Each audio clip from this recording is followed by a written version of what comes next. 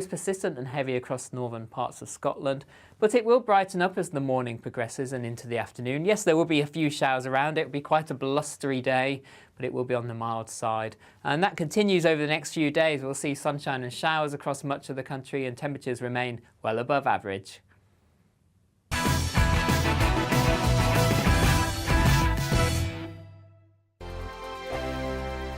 Weekday afternoons on GB News, we've got the whole of the UK covered. From 12 to 3, it's GB News Day with me, Mark Longhurst. And me, Gloria Di Piero. You'll get the very latest on everything that's been going on across our great nation. And from 3 till 6, watch out for GB News Live with me, Patrick Christys. I'm not here to mess around. With all the biggest topics and guests, you will always be up to date. GB News Day and GB News Live from 12 p.m. Only on GB News. The People's Channel, Britain's news channel.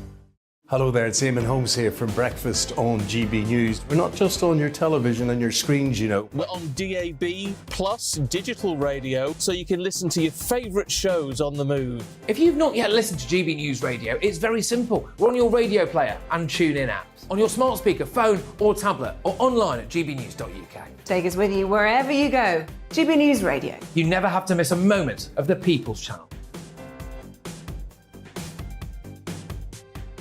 Join my show Farage, 7 p.m. till 8 p.m. Monday through Thursday, and there you will get opinion, analysis, debate, and I'll cover stories that nobody else dares to touch. You've been cancelled. Join the club. Oh my goodness me! And then for the last 15 minutes, talking pints. We're over a drink. We have a civilised conversation with someone. We very often disagree, but we do it in a grown-up way. Come and join me on Farage. Hello, I'm Simon Evans. Join me on GB News for Headliners at 11 p.m, where I'll be joined by two of the country's top comedians as we take a look at tomorrow's newspapers tonight. If it's a big story, we'll be covering it, I guarantee, but we'll also have some fun along the way. That's GB News Headliners at 11 p.m. We won't put you to sleep, unlike some of the other paper review shows out there. So join us, 11 p.m, 7 nights a week.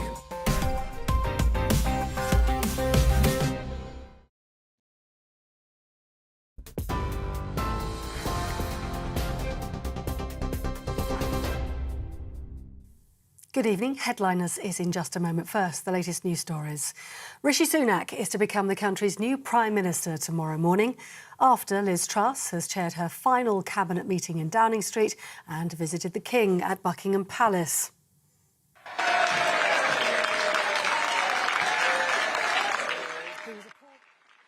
MPs as he arrived at the Conservative Party headquarters earlier, where he spoke for the first time since becoming its leader. He won the contest after Penny Mordaunt withdrew her candidacy. In his first statement, Mr Sunak warned the UK faces a profound economic challenge and said his priority will be to bring the party and the country together. It is the greatest privilege of my life to be able to serve the party I love and give back to the country I owe so much to. The United Kingdom is a great country, but there is no doubt we face a profound economic challenge. We now need stability and unity, and I will make it my utmost priority to bring our party and our country together. Well, the Culture Secretary Michelle Donnellan told GB News earlier everyone should now throw their full support behind the new Prime Minister. Going to face some tough challenges. Nobody has been shy in acknowledging that, including Rishi himself. But his top priority, and the top priority of all Conservative members of Parliament, will be supporting people through this winter. Meanwhile, Labour's Deputy Leader Angela Rayner accused Rishi Sunak of not having a mandate or saying a single word about how he's going to run the country. Everybody who I've spoken to, the public have said we should be having a general election. There is no mandate now. The Conservatives have completely broken their promises, broke our economy, and now they want to see a general election. They can't just keep doling out prime ministers every month because they're in total chaos and they've lost control of the market and haven't got any ideas of how they're going to tackle the cost of living that people are facing. In other news, ministers have been told the government must intervene immediately to stop Doncaster Sheffield Airport from going out of business. The Labour MP Stephanie Peacock appealed to the government to step up and said potential investors in the airport needed certainty. But Transport Minister Catherine Fletcher defended the government's response and suggested local authorities find a commercial solution. The airport's owner, the Peel Group, announced it would close at the end of this month because the airport wasn't financially viable. Royal Mail workers will return to the picket line tomorrow. They're going to be protesting outside sorting and delivery offices right across the country. The Communication Workers Union says more strikes are planned as well in the coming weeks if efforts to reach a pay agreement have faltered and eventually fail. Well, members of BT, Openreach and even 999 call handlers walked off the job today over a similar dispute over pay and working conditions. The CWU is again demanding what they're calling a proper pay rise that is in line with inflation for its members.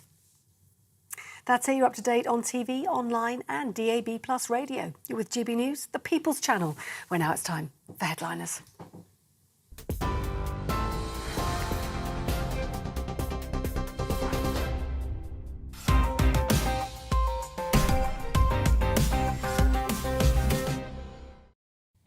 Hello, welcome to Headliners. Joining me tonight, two of the nation's top comedians. Well, that might be a bit too far, but they're OK. Josh Howie and Nick Dixon. More than adequate for a Monday night. So let's take a look at tomorrow's front pages. We start with the Daily Mail. And that reads, a new dawn for Britain. Rishi Sunak becomes our youngest modern Prime Minister and the first with an Asian heritage. The Telegraph reads, Sunak tells Tories we must unite or die. And across the top, this is the last roll of the dice, says Cheryl Jacobs. The new Prime Minister must put the country before the markets. That's an interesting notion, given that it's the markets that put him there. The Independent has Sunak becomes PM without a single vote cast. But 400,000 join our campaign for an election now. Not sure that'll swing it. The Guardian reads, unite or die. Sunak's warning to Tory MPs. I don't think he's talking about the union. Financial Times reads, Sunak vows to get a grip on economy. The Express has, we must unite or die. Is that, is it Auden? Is it Larkin? Can't remember.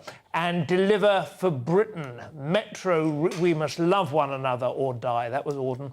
Metro reads, here comes the Sunak. Little sort of Beatlesy pun there. It is the greatest privilege of my life to give back to the country I owe so much to which I owe so much, surely. Well, I suppose you can't have everything. He's good at the numbers. And finally, the Star reads, October Rishi. That's Prime Ministers of 2022. They're presenting him as a sort of glamour model. He looks a bit like Ross out of Friends, I think, from that angle. Anyway, those are the newspapers. Let's see what's inside them.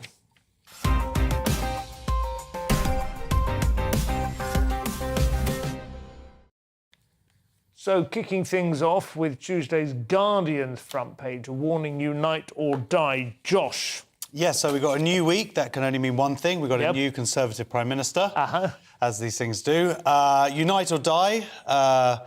That seems to be what Sunak's first message is. I mean, it might well be that they're just going to die anyway. It's not an actual threat, I suppose. No, I know. Well, I think that's actually what he means it to be, certainly to the Tory MPs. The sort of Xi Jinping kind of style of leadership.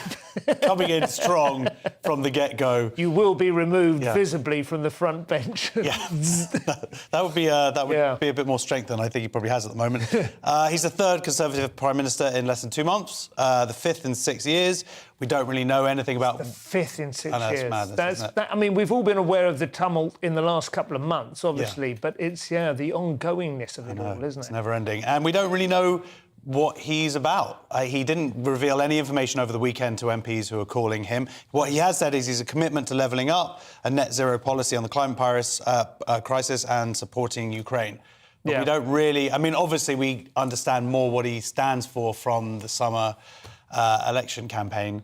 But, I mean, to the extent that he was obviously at least 50% of the big budget that was brought in just before the pandemic, which, of course, was sort of overwhelmed by events, as things tend to be. But I think it was January, wasn't it, 2020, he and Johnson, off the back of their surprisingly substantial election victory, created a budget together which did seem to be a levelling up thing. It did seem to be about supporting the Red Wall and repaying their thanks.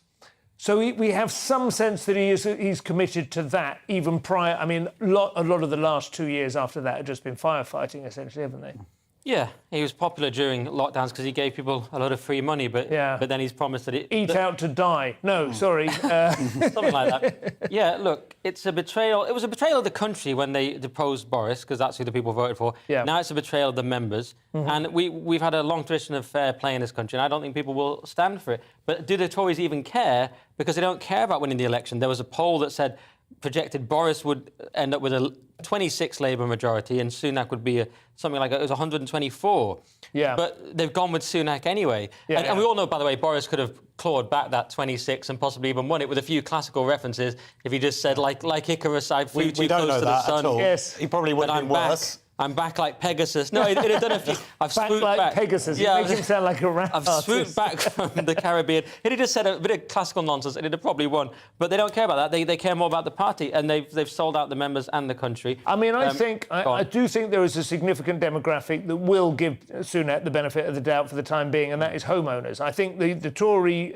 governments have always relied heavily on people having a nice, warm, fuzzy sense that whatever else goes wrong, their houses remain. Yeah, and I think Boris Johnson's relieved. He can now go on his 5th holiday in the last month or so, and maybe he might even look into Uxbridge to his constituents. Well, as Tom Bauer, I think his name is, who Dan Wootton was talking to on the previous programme, said that there is actually still an opportunity for him to regroup and come back a little bit more in a planned manner. It is quite plausible that Sunak will be out at the end of the next general election, and there might be an opportunity still. He could come back when he's not facing that privileges vote about misleading Parliament. I mean, that's the big thing that Baker was saying that would implode him. So, yeah, he could come back.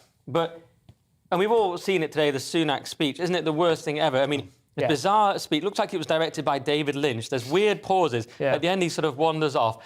Someone had put up a video of it, and at the end, they had that din, din, din, din, you know, when you shut down... Funnily enough, very similar complaints that people were levelling at Truss.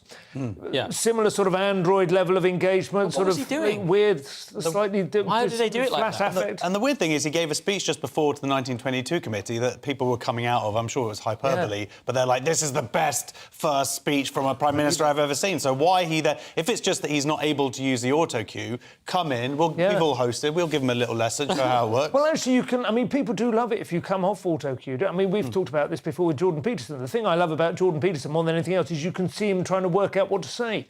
You know, people find that compelling. They quite like it if you take a risk with the fact that the words might not immediately appear in front of you. That's why they love this show. Yes. No idea what we're going to say. No, that's right. But yeah, it could be like the new Jordan Gray, couldn't it? We could all suddenly reveal a degree of Velcro that was previously... Well, I'd have to actually reveal a willy. I might be in trouble there. You've managed to fast away the boobs, though. Yeah. That's good. Anyway, Tuesday's Telegraph now. There's rumours of a coup.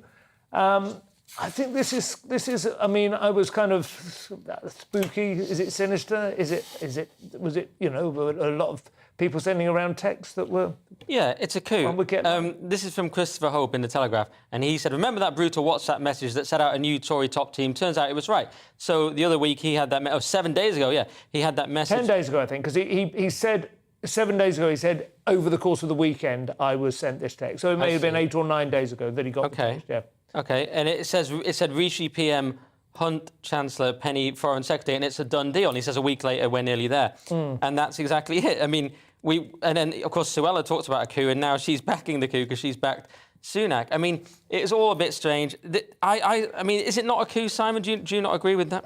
Well, I mean, the word coup is one of those ones that I tend to... If people are using it, and I think in a cavalier fashion online or whatever, I always pick people up. So now I'm tempted to use it to describe something that I think's been disgraceful. I should be careful. But, yeah, it has some elements of an illegitimate or conspiratorial attempt to... But it could be a coup... Or it could be this thing known as politics. Yeah, it is part of politics, but it is at the coup end of that spectrum. Well, this is what they do. They all combine. You know, they've all got their little WhatsApp groups. It's there's a legitimate. The complaint, to the extent that you would say it's a coup, a legitimate process was used in order to come to a conclusion about who should lead the party, Yeah, and then Truss. an illegitimate range of tactics we used to remove that. This message that he sent isn't exactly like brain surgery. It was Rishi Sunak was obviously, in the lead to do it. They were going to keep. They're going to keep Hunt because they can't have a new chancellor. And the only thing is whether Penny becomes foreign secretary as arguably the second. No, that wouldn't. lead. That text message in itself wouldn't be evidence prove- of a coup.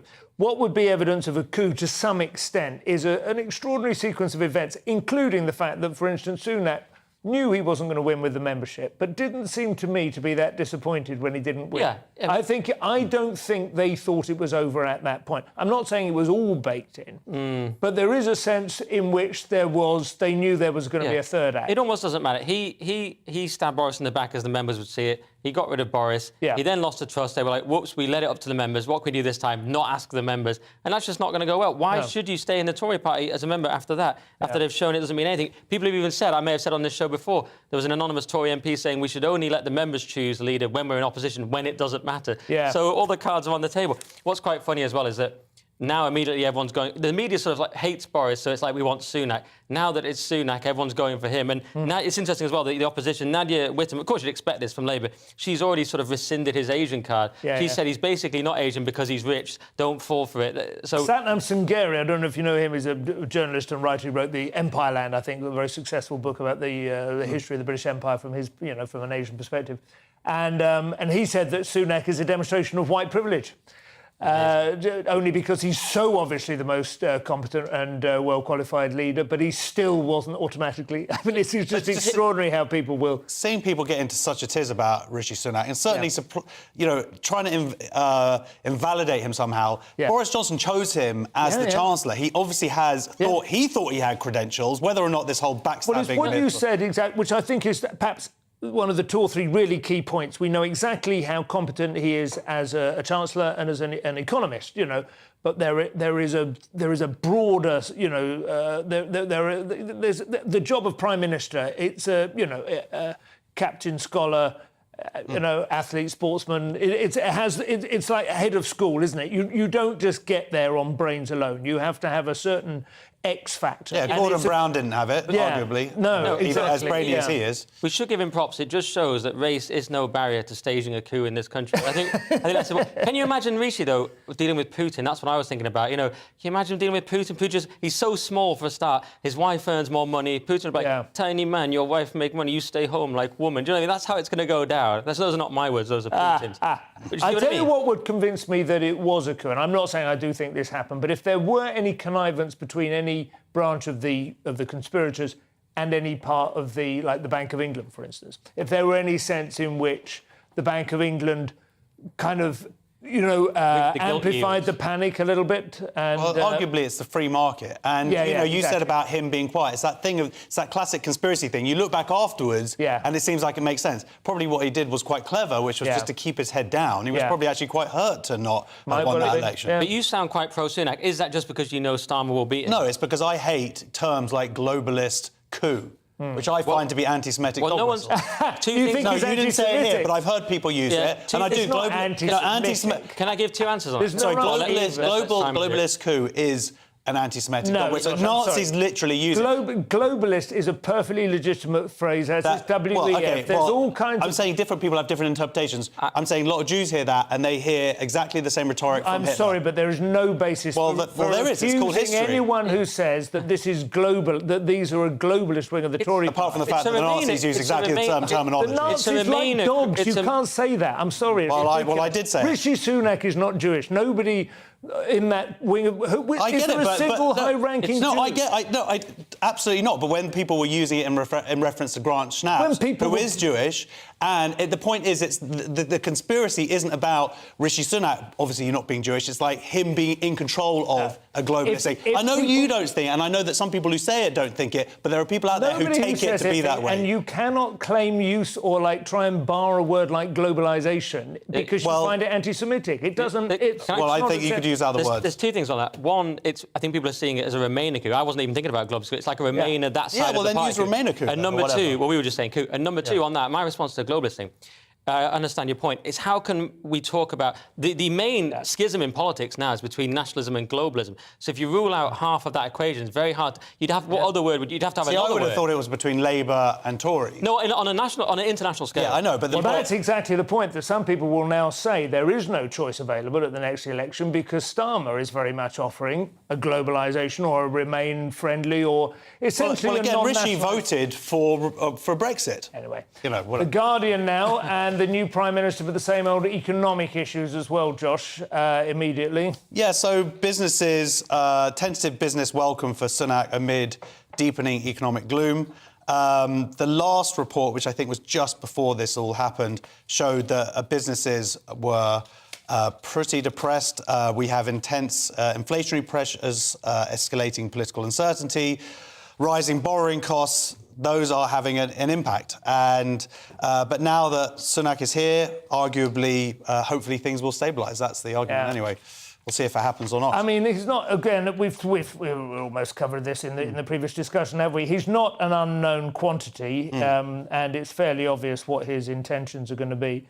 I mean, I tend to think it would have been worth seeing whether, after an initial shockwave, it might have been healthier to try and grow the economy rather than just mitigate the damage. What do you think? Yeah, well, I just think they should let the market just pick the leader directly and save us all this hassle. I mean, also, there's a funny sentence here. He needs to stand up to the ERG right-wing faction of his party who've created untold economic damage. That's when I knew it was a Guardian piece. I always check back, and I'm always right. Well, they have. So it's just facts, you know. But I was also right. Whatever, it's whatever. They have. I don't know. I mean, you know, there is obviously deepening economic gloom. On the other hand, I don't know whether it's deepened in the last couple of weeks, other than the recognition that interest rates are going to go up. Paying for the gilt, saving the gilt market, that cost 20 billion. Well, so far, if they're not going to have to go back in. But these things go up and down all the time. It's never registered. It's like when there's a shock on the stock market, everyone goes, "Oh my God, it wiped out 100 billion." Well, no, but this was literally money that had to go into that market to stabilise it. Yeah, but the whole of the quantitative easing programme of the last 10 years has just been pumping that amount. No, but this absolutely. But this is like a very specific thing. He announced the budget, and the gilts went crazy. That's not what deepening economic gloom means. Deepening economic gloom means an entire worldwide system teetering on the brink of chaos. That's what they're... Well, the question is, are we worse because of the situation the Tories have put us in? Probably the last couple of weeks haven't been great, certainly, but they haven't necessarily created any long-lasting damage. The pound is now strong, is 114, I think. There was that thing that we had the highest growth of any G7 country this year. You don't hear that much at the moment, but that apparently was a real thing. So. Anyway, we're actually the lowest of all of those countries. No, we're not. We're 20th. We're not. I got that from Liam Halligan. He knows it. Okay, well, whatever. I just read a thing saying that we're 20th in terms of growth, but that's fine. We're not. We're absolutely not. No. We have had great news. I read a thing in the Financial Times, whatever. I'm just saying, that's what I read. OK, dig it out, bring it in. OK. Tuesday's Independent. The IMF is muscling in on the UK's financial issues. Nick, they think that somebody says we're going to need a bailout. This is probably Josh in one of his anons. UK may need IMF bailout unless Brexit renegotiated, says City Finance Chief. Didn't take long, did it? We've got a new fake PM and they're already renegotiating Brexit. So this is Guy Hands, which is an amazing name. But it sounds like a name and a description. I've got Guy Hands. But he's a former Conservative donor, and he's kind of weighed in, and he's saying Brexit was... Now, the one thing is true, that Brexit was terribly negotiated, or we haven't taken advantage of Brexit. I think we can see that point. But what's frustrating here is that we have all these people weighing in on politics. Can politicians actually do anything anymore? Because we have the city, as we see here, we have the media, we have the civil service blob, and all these people weigh in, and you just think, do politicians actually have any power over any... Why don't we just have an absolute monarchy at this point and get it done with? Because... Well, I mean, one of the points he makes, the idea that we should negotiate better terms with Europe, you could say that at any point ever, and I do understand it, but I suppose the big deal at the moment is going back into the single market. Some people, I think they think that might be on the agenda, and it would involve allowing freedom of movement, He's pushing for... That's what he's pushing for ending Brexit, because he's concerned about money and finance. That's fine. He doesn't care about things like sovereignty, presumably, and all these kind of concepts that Brexit was about. I think a lot of people, when they were campaigning for Brexit, to be fair, a lot of people, including like Daryl Hannan, is that his name? Daniel Hannan? were saying, well, we would not leave the single market. That would be insane, you know. So, I mean, there is a lot of wriggle room on that front. Yeah, they did. 17 million people voted for Brexit. Yeah. Argument, how many of them have actually voted for a hard Brexit? How many of them voted to lose £1,000 a year, which is what the Office of Budget Responsibility have said. They said our economy is now 4% lower than it would have been otherwise. £1,000 per person per year? Per person per year, yeah. That's not so bad. Well, I know, exactly, but that's fine, you know. If that's all it costs, for some people, that's fine, and that's worth the sovereignty gain. But for other people, that's a huge amount of money. This guy, called Guy, also talked about the radical libertarian right-wing agenda that was quoted in the New Statesman favourably, which is quite interesting. But again, the budget wasn't that radical. They delivered it badly. They explained it badly. The actual measures weren't that radical. No, they were taking tax levels back to what they've been under Blair, weren't they? Yeah, so it's all silly. I think it would be great to renegotiate matters with Brussels, or to keep that open all the time, obviously. But, you know, the question is, what have you got to bargain with, I suppose, when you go back to negotiation? You've got to have something to say, right, we want better terms than the ones we got last time. I think the first step towards that, though, is to admit that the deal wasn't great. Yeah. And I think there is a conspiracy of silence. And I don't think it's just from Conservatives. I think Labour as well would be very cowardly about this, because it's such a toxic issue. Yeah. People don't want to bring it up. Well, it had to get done, didn't it? It was the 11th hour thing, the classic kind of negotiation, you know, and... but supposedly it's not done. Certain things were not done, in fact, yeah. I mean, we still do have, obviously, the Irish border. So one more story, I think, before the commercial break. Tuesday's Telegraph, Keir Starmer taking a chance to prove that he has a bit of personality, Josh, and fluffing it, from what I can gather. Well, I mean, it's pretty pathetic. So Keir Starmer says he was a bit of a lad because he once got detention. Whoop-de-doo.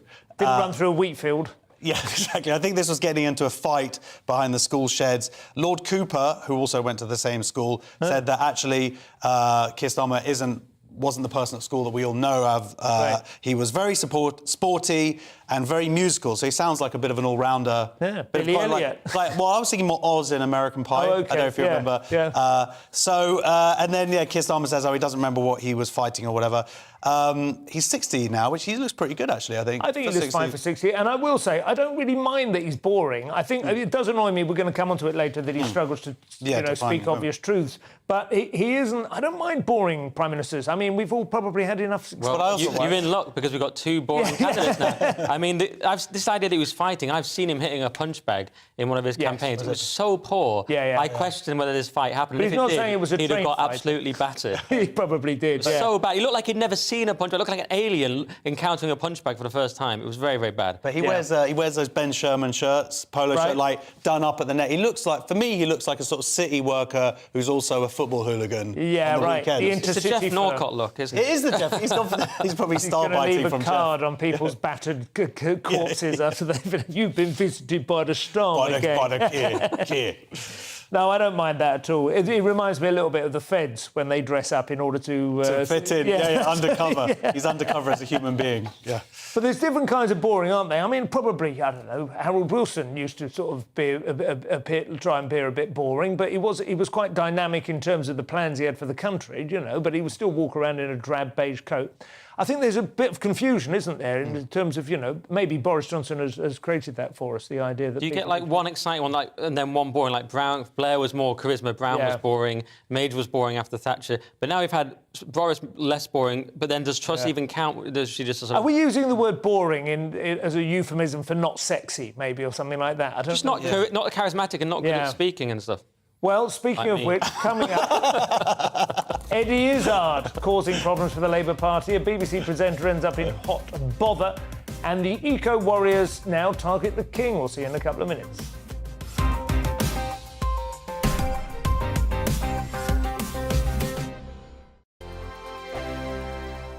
Weekday afternoons on GB News, we've got the whole of the UK covered. From 12 to 3, it's GB News Day with me, Mark Longhurst. And me, Gloria Di Piero. You'll get the very latest on everything that's been going on across our great nation. And from 3 till 6, watch out for GB News Live with me, Patrick Christys. I'm not here to mess around with all the biggest topics and guests. You will always be up to date. GB News Day and GB News Live from 12 p.m. Only on GB News. The People's Channel, Britain's news channel. Hello there, it's Eamon Holmes here from Breakfast on GB News. We're not just on your television and your screens, you know. We're on DAB plus digital radio, so you can listen to your favourite shows on the move. If you've not yet listened to GB News Radio, it's very simple. We're on your radio player and TuneIn apps, on your smart speaker, phone or tablet, or online at gbnews.uk. Take us with you wherever you go. GB News Radio. You never have to miss a moment of the People's Channel.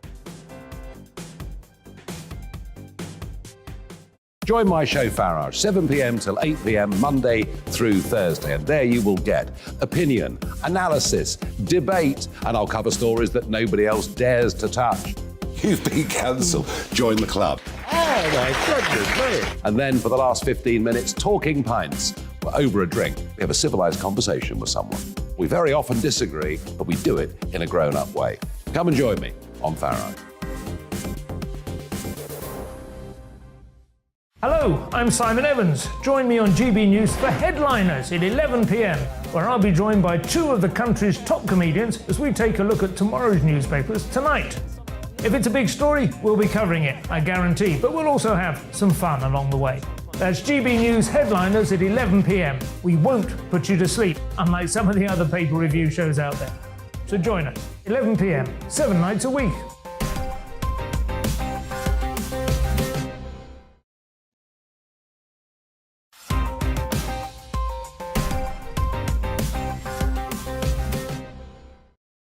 And welcome back to Headliners with me, Simon Evans. Still going strong. We have Josh Howie and Nick Dixon. Tuesday's Mail, and there's also trouble in the Labour Party over Eddie Izzard, Josh. So Keir Starmer refuses to say whether comedian Eddie Izzard would qualify for an all-woman shortlist after Labour MP Rosie Duffield threatens to quit over row.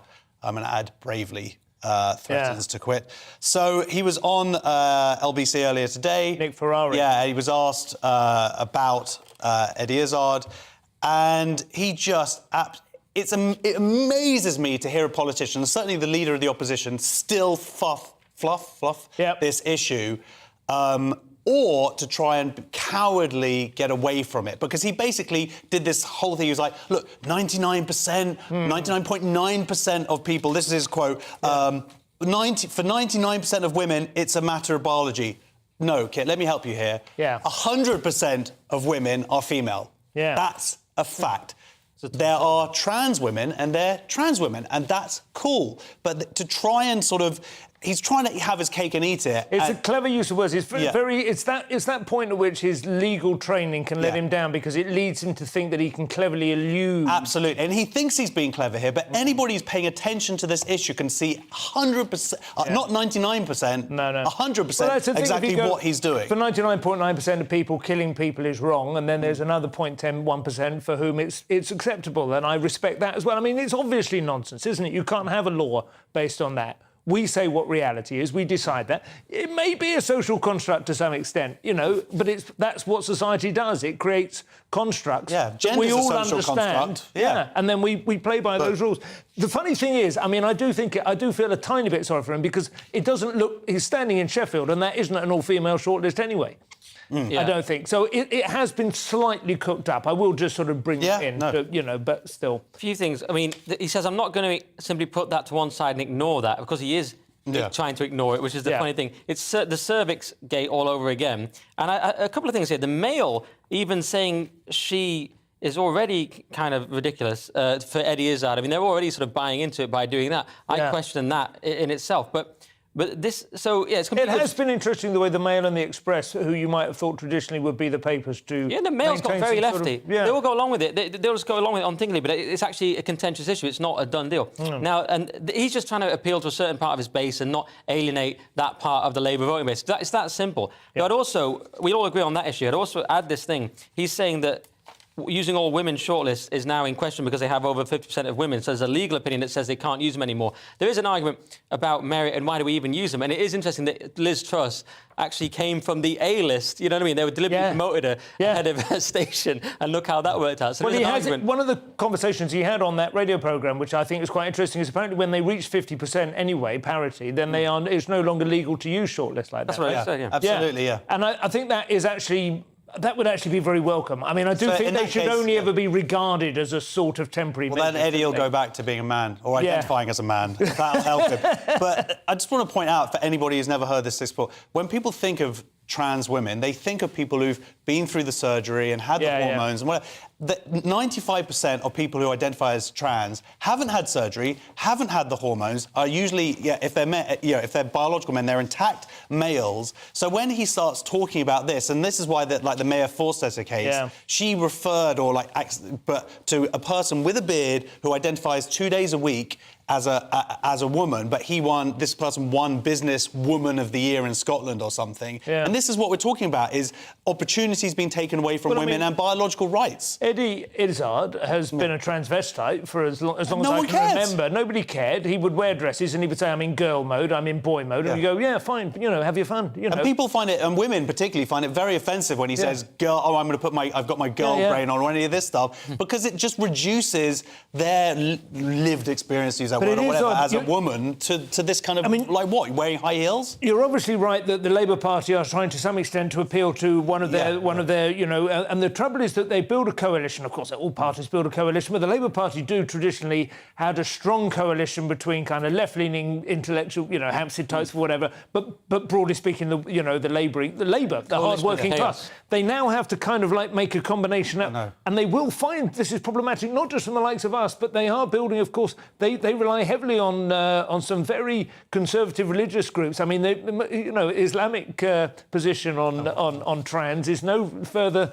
Although in Iran, actually, they're very, they try because it's seen as being preferable to being homosexual. Yeah. And I just want to say the reason why it is so frustrating is I want to vote Labour this time, but if they can't recognise what a woman is, they've kicked out most of the anti-Semites. He's done a good job on that. Sort it out. It does seem like they have something of a death wish. Tuesday's Independent with a story about Biden, TikTok and gender healthcare. Nick, this is not going to move us on from the current debate. No, exactly. Very similar. Biden slams Republican attempts to ban gender-affirming healthcare in an interview with transgender TikTok stars. So just to pick up on Josh's point from the last story, this person, Dylan Mulvaney, said they're on day 222 of being a girl. So they're only just sort of trans anyway. But many people have criticised Biden. They've said, we've got this cost of living type stuff. We've got a war going on. Why are you meeting this person? Why is that priority? And it is very odd. And then we've got the other issue. The main issue in this story is that Biden says, I don't think any state or anybody should have the right to do that as a moral question, meaning ban so-called gender-affirming healthcare, which means puberty blockers and other brutal and often irreversible treatments. It's an obscene euphemism. So Biden's gone along with this like he does. He's clueless. And this is why the Dems are losing. This is why they've lost it. They've gone to the radical left of their party. And this is why people like Obama and Hillary Clinton are stepping up and saying, for God's sake, stop this. This word affirming, it's another one of these weasel words, isn't it? It just sounds like a nice conversational term, like you would just nod when somebody's talking. It's putting children on the path of medicalisation for the rest of their lives. And this person, Dylan, if you watch them on TikTok and stuff, is so offensive, their idea of femininity. It's this sort of... It seems like it's an obvious parody. It's absolutely like a parody. It's like somehow being a woman is all about gyrating and just behaving like an idiot. Sort of skipping through the countryside and then tripping over and squealing. Imagine if it's a literal parody, how bad Biden will look. I mean, people have been debating, is this person trolling? No one even knows. But talking of trolling, actually, and just to move on to this next story, but there is a comparison here because the latest climate protesters smearing cake on the waxwork models. I mean, I sometimes feel like this is a parody as well of protest. This is it. So climate protesters smear cake on the King's waxwork model at Madame Tussauds. First of all, I mean, they did pay to get in, and it's quite expensive. So, respect. But, I mean, this is another stunt in what we've been seeing over the last few weeks. But attacking the King, who is arguably one of the biggest proponents and one of the earliest proponents in this country for the dangers of climate change, is like... He basically made himself ridiculous, didn't he, at the time, And it's interesting they've moved from soup to cake. Is the next part cheese or maybe after 8 maybe would be the next bit? Stop oil from soup to nuts. Yeah, it's so... Ferrero Rocher, actually, would have been a much better choice. And as many people have noted, they have no problem stopping anti-lockdown protesters, but why do these people... Why are they allowed to do all this? It's because the establishment is sympathetic. They do... I mean, it's hard to know, isn't it, without being there, but you do... I think they got some video of it, actually, if we can watch it now. you do get the sense when you watch these things that there's a very hands-off approach. I don't know if they're going to show it, maybe not. There's a very hands-off approach when they like remove their shirts. It's quite obvious what's about to happen. No one jumps there. No one's there. They've done over £200,000 worth of damage. Yeah, it's going to have to be replaced. And the other thing, I mean, I need to actually double-check this figure, but I believe that 2 women died in ambulances because of the road closures last week. And there's an argument there for those people to be charged with manslaughter. Yeah, absolutely. Yeah, pretty sickening. So Tuesday's Mirror and the BBC is in trouble over a breach of impartiality rules now, Nick. Yes, BBC News presenter Martine Croxall is understood to have been taken off air following a potential breach of impartiality during Sunday night's edition of the papers. I'm sure we've all seen it on Twitter, many of us. She was giggling. She said, am I allowed to be this gleeful? Well, I am.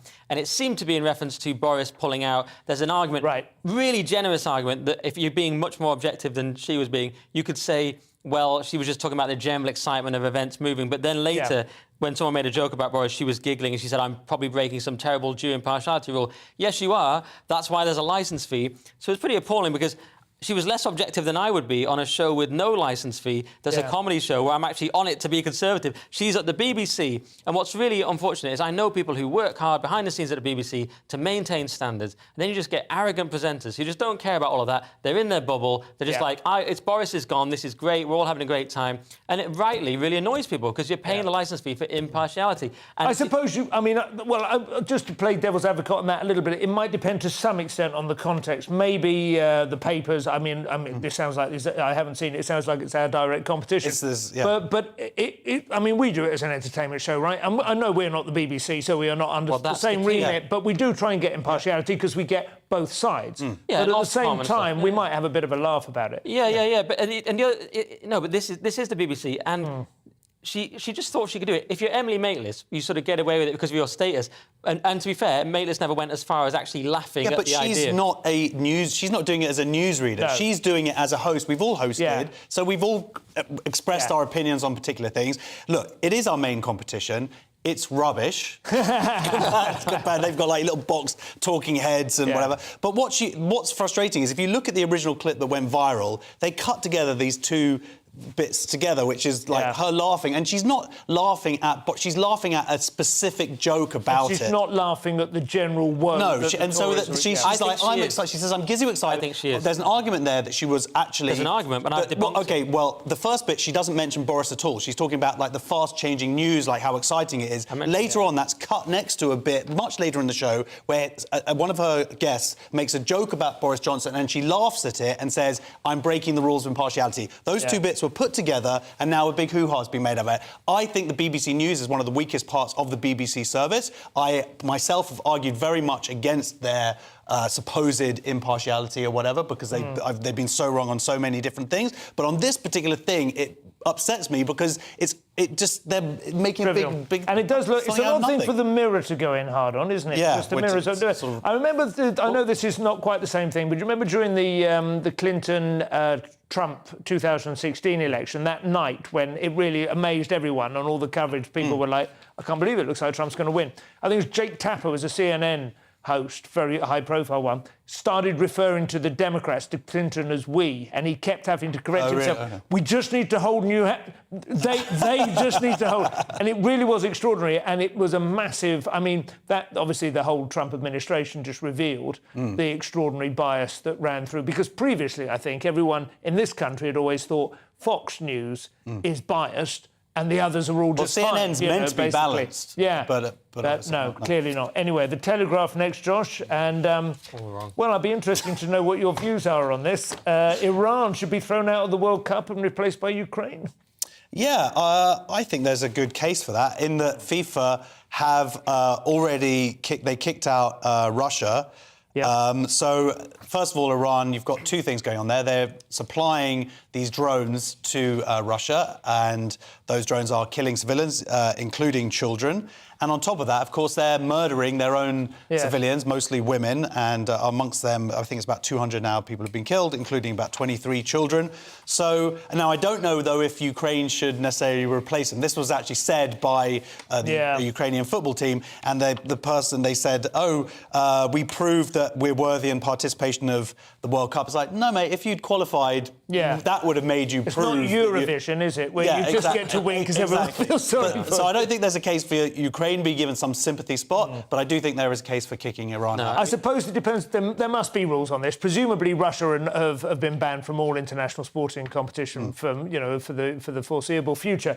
But I suppose the idea, I mean, everyone's tiptoeing around the idea of becoming combatants, aren't they? The way that the West has been supplying Ukraine, but will not fight themselves. That presumably is the division, is it? No football fan, though, would take this seriously if you start changing the teams. If you're going to start knocking out teams for human rights problems, we're going to lose half the teams. And also, you wouldn't have the World Cup in Qatar, which actually probably shouldn't happen, to be fair. No. You can't start just... Because would China have a team? It all get very complicated, and it's just not possible. No. I'm not even really in favour of things like banning Russian tennis players and stuff. It just isolates individuals. I don't think you need to do that either. I really think you're right. And actually, I mean, the whole thing with... Not the World Cup so much as the Olympics, but generally speaking, sport is supposed to be the place where we remind each other of our common humanity, isn't it? And it's very rarely that the players, the teams are responsible directly. Yeah, I mean, they might be used, of course, as an avatar for just in the same way that the astronauts were. But the other thing is that Chris Bryant said we should do this, which means it's definitely a bad idea. Because he's always wrong. He is. That is true.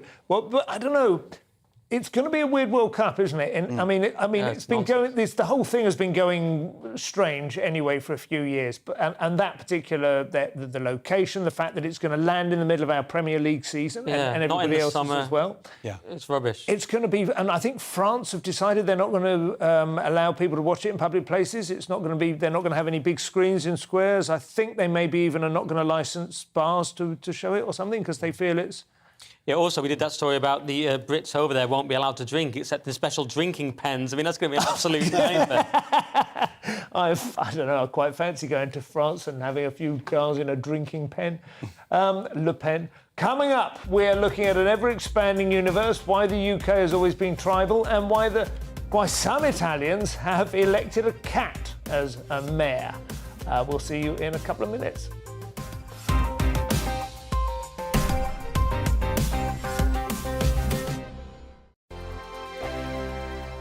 Weekday afternoons on GB News, we've got the whole of the UK covered. From 12 to 3, it's GB News Day with me, Mark Longhurst. And me, Gloria Di Piero. You'll get the very latest on everything that's been going on across our great nation. And from 3 till 6, watch out for GB News Live with me, Patrick Christys. I'm not here to mess around with all the biggest topics and guests. You will always be up to date. GB News Day and GB News Live from 12 p.m. Only on GB News. The People's Channel, Britain's news channel.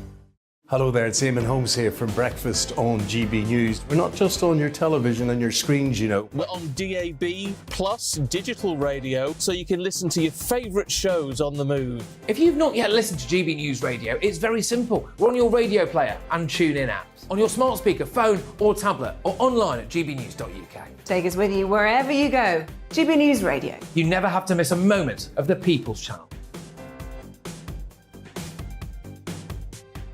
Join my show Farage, 7 p.m. till 8 p.m. Monday through Thursday. And there you will get opinion, analysis, debate, and I'll cover stories that nobody else dares to touch.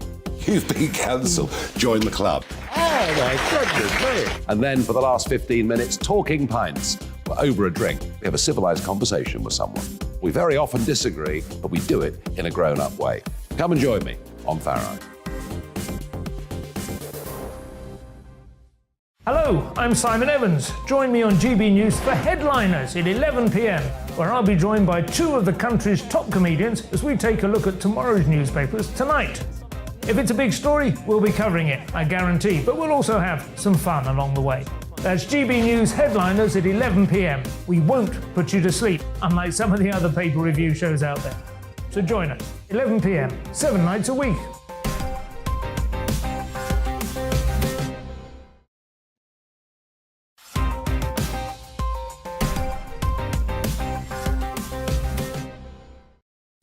Welcome back to Headliners. We're into the final straight. I'm Simon Evans, and coming with me through the weirdest stories, we have comedians Josh Howie and Nick Dixon. So Tuesday's Mail there is a win for Christian beliefs in California, Nick. That's probably the last time we'll be saying that. Yes, sweet victory, and it's a pun, you see, Simon. California court rules in favour of Christian Baker, who refused to bake cake for a lesbian couple in 2017, citing her Christian beliefs. And this is Kathy Miller at the Tastries Bakery in Bakersfield, California. It's taken 5 years to win this case, and it's actually very interesting. There's some subtleties to it that are quite interesting. So the fact that it was, one, it's deemed pure speech in the First Amendment. So actually baking a cake is a form of speech, is a form of, like, artistic... It was baking, because I'm sorry to interrupt, but was it not decorating the cake? No, I'm going to explain it to you. If she had refused to sell an extant cake that was already there on the shelf, that would have been a problem. But she couldn't be forced to create one from scratch. But as a kind of artist, as a baker, they would say that went over the line. Because if you think about it, it is quite monstrous to force someone to do something like that against their will. And it's similar to what Jordan Peterson called compelled speech. It's compelled baking. Do you not remember? Maybe it was a different case then, because there was definitely one where I think a gay or lesbian couple wanted to have a cake decorated with a slogan, and it was the nature of the slogan. Yeah, that was a man. I think that was a man.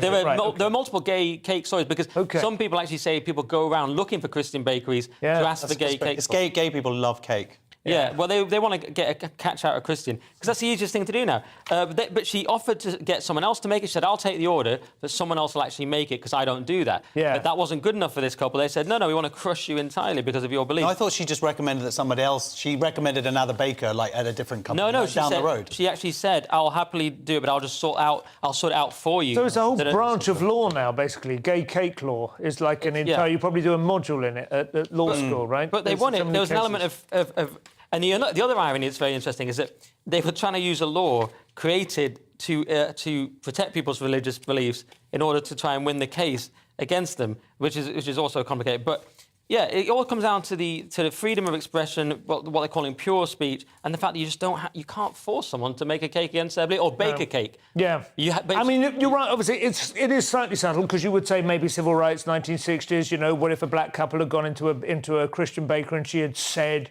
oh, it's against my beliefs to bake cakes for black people. I mean, obviously, we would, from our position in history, think that was appalling, and you need to take a deep breath and say, I'm sorry, Mum, but times have changed, and you have to bake the cake. You're sort of anarcho-capitalist libertarian types would say, in all cases, they would say it should be, and they would say the market will decide. People will go, I won't go to the racist bakery. That's what they would say.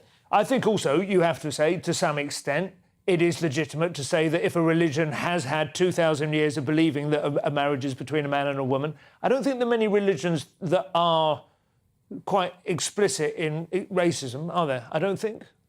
No, I don't think of any. No. So it is a slightly different... I mean, but it's, you know, identifying what that difference is. And it's also interesting that it is Christianity. You could have probably done this to another religion and tried to get them to bake a cake, but we won't necessarily go into that. Interestingly, in Judaism, there's no such thing as lesbians. No, right. No, or cake. Or cake. yeah, exactly. Well, not on Pesach. Classic Starmer. Yeah. Yeah, I mean, look, I've seen a photo of the couple. They might be better off not eating cake. Let's introduce an extra element. This is a new court case. But yeah, it is interesting. But then someone was saying, in the arguments were, what other parts of the Old Testament or whatever don't you, or what I call the Torah, don't you agree with, and the consistency of it? But yeah, I mean, I just think covered very well. People's beliefs, if you can just live and let live, it's the best way through it, isn't it? Usually, anyway. Tuesday's Independent. Who would have thought workers perform better when they're not in cramped conditions, Josh? Strange. Give workers more office space for better performance, new guidance says. This new guidance is from the British Council of Offices.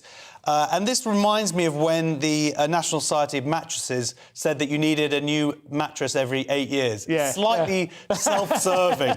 Hey, guys, you need bigger offices because we're all afraid now that no one's going into work. Not the office marketing board, but close enough. Although in the last 20 years, there has been a significant reduction of office space from sort of 12, I think, to 8 square metres. And now they're recommending it gets bigger. The open plan thing, is that part of this argument as well? No, they're not saying anything about open plan, but even the figures that they're using, 15 square metres a desk in 2001, that seems like a big space, 15 square metres. That's about what you two are sharing at the moment, isn't it? I need at least 2 foot by 7 foot, roughly, that is. Yeah. I worked in a startup... Oh, no, metres, sorry, 15 square metres. Yeah, that seems like a huge proper space. Yeah, and that was 2001. Like a corner office. Yeah, oh, no, they've got plenty of room. Yeah, that's good times. Moving on to The Guardian, it looks like the UK has always been split along tribal lines, Nick, a bit of DNA. Oh, yeah, UK had at least 2 genetically distinct human groups at end of last ice age, DNA reveals. So this may explain leftists. This is about this. They've checked out some caves in Somerset, basically Goth's Cave. Well, Goth's Cave in Somerset, Kendrick's Cave. Goths? Yeah, Goth. Oh, Goth. Goths. So that was my northern attempt to say. Kendrick's Cave in Land. How do you say that? Goes, Landune, maybe? Dudno, Wales. Dudno. Yeah. Goes Cave. And basically, they found out there were 2 different strands of people. I'm simplifying quite a lot because I don't really understand it, but that's... Cheddar Man is one of them. No, it is quite interesting. Yeah. So 19,000 years ago, there were ice sheets. Yeah. Then they melted. That was the only time they actually got Brexit done. Yes. Because now the UK was... Yeah. But it's interesting. So it seems like the 2 strands are... One of them was about ate horse meat and actually cannibalism. Right. And the other strand, So by French. testing the... Belgium and Italy are the 2, are the 2 strands. And the other one was much more of a maritime diet. Right, okay. So there's these 2 distinct people seemingly came over around 14,000 years ago. And lived side by side without... Well, and then suing started each having other their over own cake. kids over time. Okay, Yeah, exactly. Fortunately, they didn't get married. And well, this is the idea, is it? They live side by... They weren't... This is not like Neanderthals or anything. Well, these are both human... humans, and then obviously intermarried or whatever they did back then. But 2 distinct cultures with their own belief systems, funeral rites and bit whatnot. like now. I 2 distinct cultures living side by side. You know Richard Herring? Who are the cannibals? Comedian Richard Herring. Who's been Leon Herring. I'm pretty sure he turned out... He was from Cheddar. I think his father was the headmaster of a school there or something. I might misremember, but I think he turned out to be related to Cheddar Man. One of my... I think his family had never moved from Cheddar. One of many comedians who attacked me when I was being piled on by the entire industry at my lowest moment. So really? Yeah. So you well, feel free now. You've got him. He's on my list forever. Sticking with Tuesday's Guardian, it looks like there's more hybrid viruses coming our way in the future. Josh, this is scary. Immune system evading hybrid virus observed for the first time. So this is RSV and influenza viruses. They're fused together to form a new type, and the scary thing about it is that they help each other. Number one, they can go into different areas. One of the viruses goes into the upper lungs, one is the lower lungs. So when they fuse together like that, they actually spread further. And secondly, if you're immune against one, it doesn't mean you're immune against the other. So they can kind of sneak in, and like the other one can passports. take. Yes, exactly. Wow. Do you remember those days? So it has been known to exist, which is why some people will die of like viral pneumonia, even.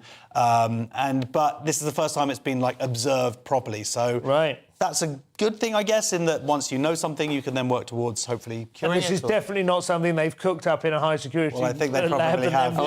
Walked out on the soles of their shoes. Like Boston University the other day, and they're like, what if we blend Omicron with something else and kill a load of mice? They made it like a 60% fatal 80%, yeah. Just for lols. Wow. Students, they've got to have their kicks. Mystery deepens over the universe expanding too fast, Nick. Oh, yeah, it's sort of like that old Woody Allen joke, if it's expanding, what's the point? But it turns out it's expanding faster than we even thought. And basically, they thought it was expanding fast, but it's actually 160,000 miles per hour faster than they previously believed, which so it's very rapid, Simon.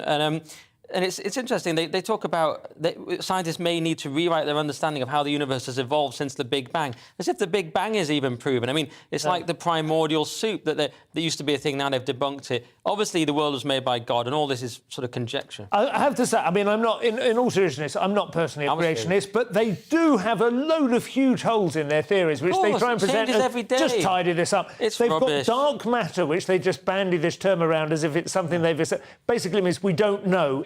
But they can observe the effects of dark matter. But it doesn't have any... It doesn't reflect light. And then also, this is the thing, it's not just that it's expanding or that it's expanding at a phenomenal speed, it's speeding up. Yes. The speed of expansion is accelerating. Now, that makes no sense in any kind of... the original theory was that it would reach the gravitational pull would actually make it go slower, and then it would start contracting again, which is why the idea that you'd have these kind of ever-repeating Big Bangs. Now it seems to be, the analogy they use, which is quite good, it's like, it's not that they're moving further apart. They say that the stars are like raisins in a dough which is cooking, so it's the dough, the space in between is what's expanding? I always like to, is like you draw stars on a balloon and then blow it up. Okay, well, that's another good analogy. But then it's also a bit like a torus, apparently, which is a donut. Yeah. That's how to But this is interesting for space travel, because does that make space travel more difficult because you have to not just go the distance but also the increasing over speed? If it's 160,000, well, that's what I'm trying to say. Yeah. And maybe we don't need to worry about climate change because the sun's moving further away. Maybe not. Now we have time, I think, for one more story, which is the anti-cheating hats. Students wear anti-cheating hats to stop them peeking at other test papers during exams in the Philippines. A teacher had this idea. She saw it somewhere else online. And so to ensure integrity and honesty in their exams, and they got to build their own hats. Oh, OK. But I would argue that it's not really honesty when you don't have a choice. No. Can I just say one thing? The problem is that cheating is actually a better life skill to learn. Look at Rishi Sunak. That's true. Okay. Handmaid's Tale, those hats. And also these hats, surely they give you a lot of scope inside to kind of look around and write the answers. So I'm not convinced. Anyway, that's all we have time for. Thank you very much for my guests who didn't cheat. They all did their homework properly. They were Nick and Josh. I've been Simon Evans. It's been an absolute pleasure. I will be back here tomorrow night with probably one or two of these, maybe even the same three of us. You never know. We're a small team these days, but we get the job done. Thank you very much indeed. Good night.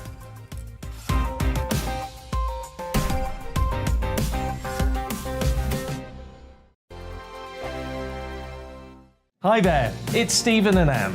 At breakfast from 6 a.m, you'll always be caught up with everything you need to know, the latest headlines, opinions and debates. We'll bring you the good news and the bad, but most of all, we're here for you. Remember, send in your views and let us know what you would like us to talk about.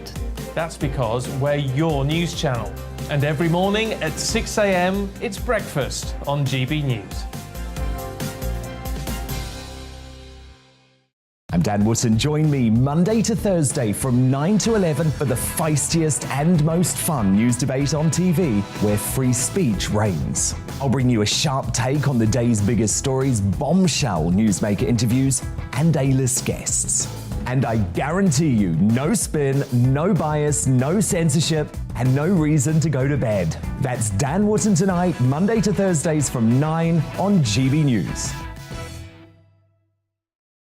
Weekday afternoons on GB News, we've got the whole of the UK covered. From 12 to 3, it's GB News Day with me, Mark Longhurst. And me, Gloria Di Piero. You'll get the very latest on everything that's been going on across our great nation. And from 3 till 6, watch out for GB News Live with me, Patrick Christie's. I'm not here to mess around with all the biggest topics and guests. You will always be up to date. GB News Day and GB News Live from 12 p.m. Only on GB News. The People's Channel, Britain's news channel.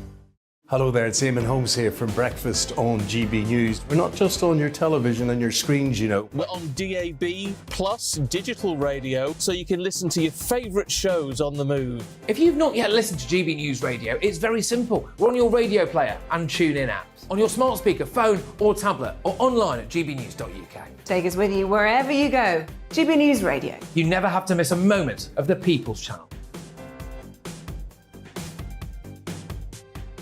Join my show Farage, 7 p.m. till 8 p.m. Monday through Thursday. And there you will get opinion, analysis, debate, and I'll cover stories that nobody else dares to touch. You've been cancelled. Join the club. Oh, my goodness me. And then for the last 15 minutes, talking pints. We're over a drink. We have a civilised conversation with someone. We very often disagree, but we do it in a grown-up way. Come and join me on Farage.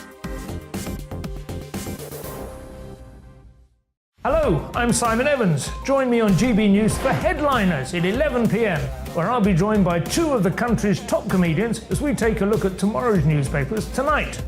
If it's a big story, we'll be covering it, I guarantee, but we'll also have some fun along the way. That's GB News Headliners at 11 p.m. We won't put you to sleep, unlike some of the other paper review shows out there.